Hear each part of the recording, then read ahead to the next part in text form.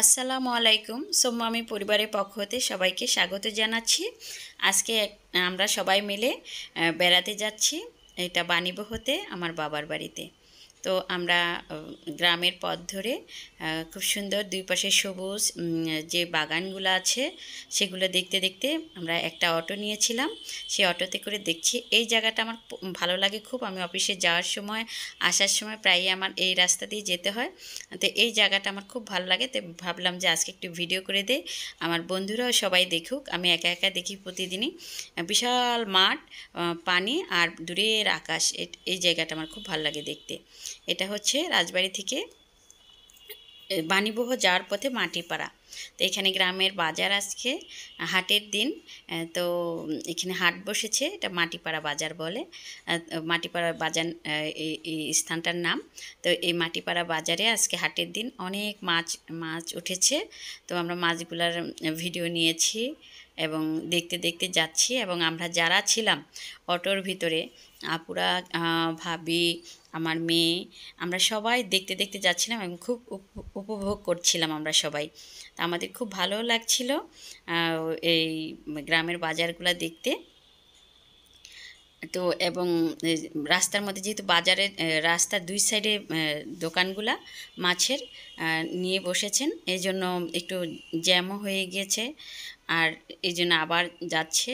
তো অনেক বিলের মাছ, মাঠের মাছ, এগুলো সব উঠেছে। আমরা দেখতে দেখতে যাচ্ছিলাম, অনেক ভালোও লাগছিল। তো আমরা এভাবে আস্তে আস্তে সামনের দিকে চলে যাচ্ছিলাম। এটা হচ্ছে মাটিপাড়া বাজার। আমরা মাটিপাড়া বাজার দিয়ে বাণীবহর দিকে আসছি।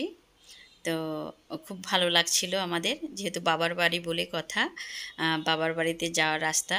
তো এই যে আমরা বাণীবহতে চলে এসেছি রাস্তা ধরে ধরে দেখতে দেখতে। তো আমরা আপুরা যখন আমাদের বাসায় যাচ্ছে, তারা মিষ্টি না নিয়ে যাবে না, তো একটা মিষ্টির দোকান খুঁজছিলাম।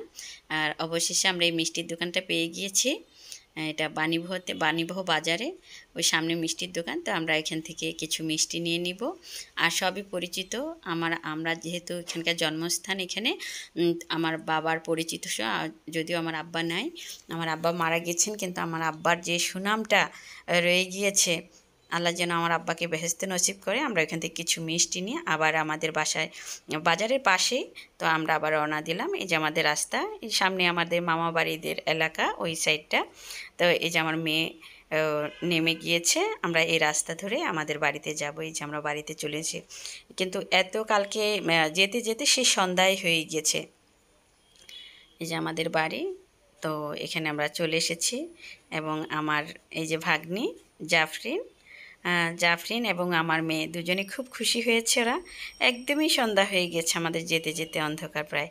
তো আমরা একটু ভিডিও নিচ্ছিলাম এবং খুব খুশি হয়েছি সবাই মিলে যে বাড়িতে যাওয়ার।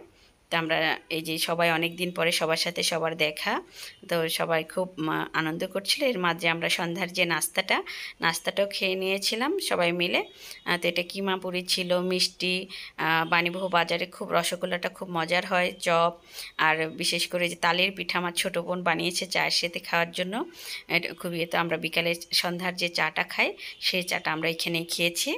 ভিডিওটি ভালো লাগে লাইক কমেন্ট শেয়ার দিয়ে পাশে থাকবেন, খাবার অপচয় করবেন না। আজকের মতো এখানে, আল্লাহ হাফেজ।